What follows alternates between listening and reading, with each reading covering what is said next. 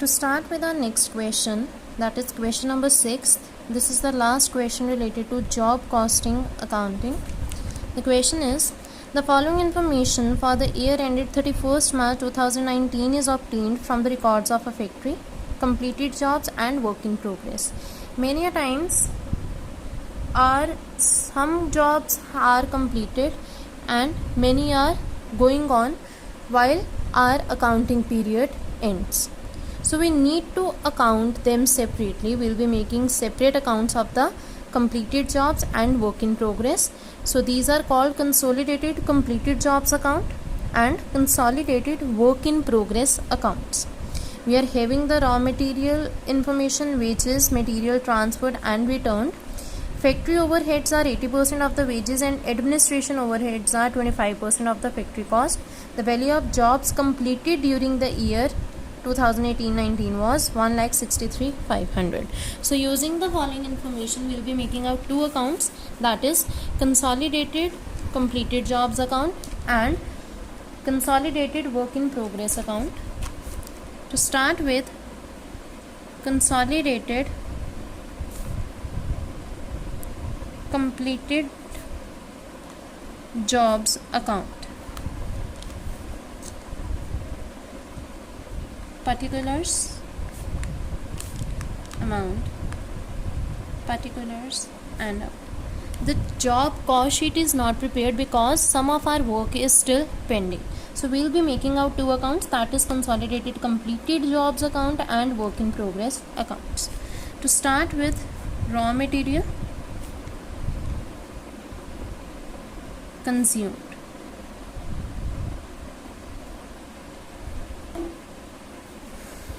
Now as per the given information, raw material supplied from stores for the completed jobs is 40,800.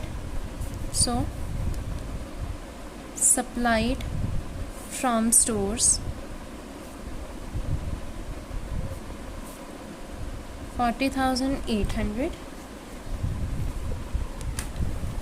Next, material transferred from completed jobs to work in progress that have been transferred. So minus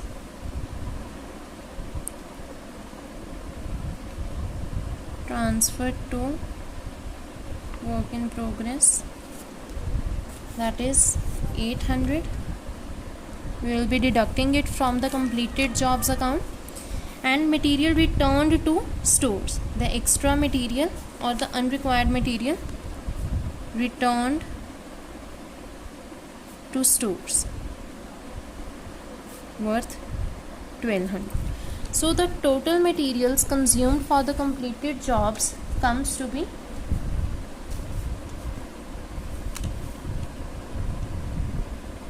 of the value 38,800. Next, wages. It is given in the question 40,000. Adding the material and wages, we will get our prime cost. Prime cost comes to be 78,800. Factory overheads, it is given to be 80% of wages. So it will be 80% of rupees 40,000 equals to 32,000. Adding the prime cost and factory overheads, will get our work cost or factory cost, which comes to be 1,10,800.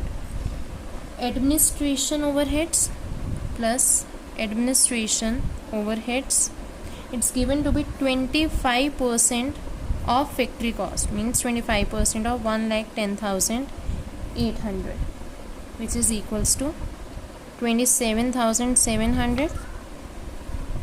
So the total cost comes to be 1,38,500. This is our total cost.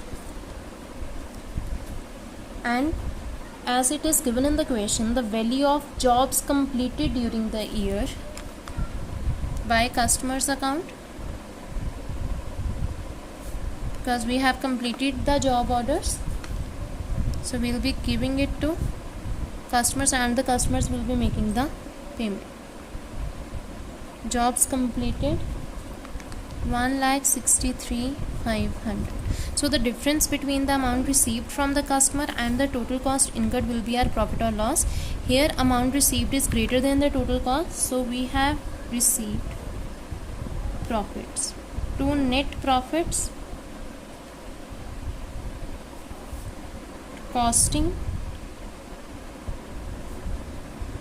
P&L account comes to be 25,000. That is the difference between the amount received and the total cost.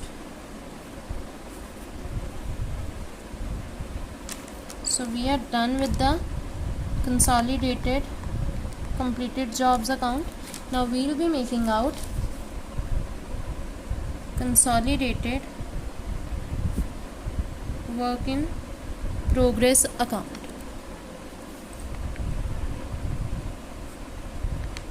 Particulars amount, particulars and amount. Here we will be following the same pattern. To start with the raw material consumed, to raw material consumed,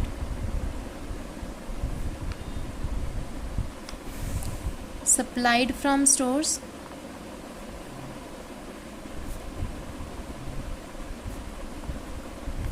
$14,400. Then we have received some material from the completed jobs, that was material transferred from completed jobs to work in progress. Here we had deducted it because from here we had sent the material to work in progress, and here we will be adding that material received from completed jobs, that is worth 800. So the total material consumed comes to be 15,200. Next is wages. It is given in the question, worth 16,000. Factory overheads, that is 80% of the wages. 80% of wages comes to be 12,800. Here we will get our factory cost by adding these things, comes to be 44,000. Again, to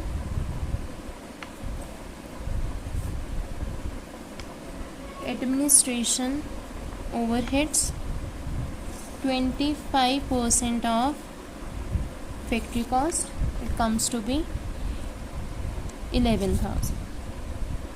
So the total comes to be 55,000, and it will be transferred to by balance carried out 55,000.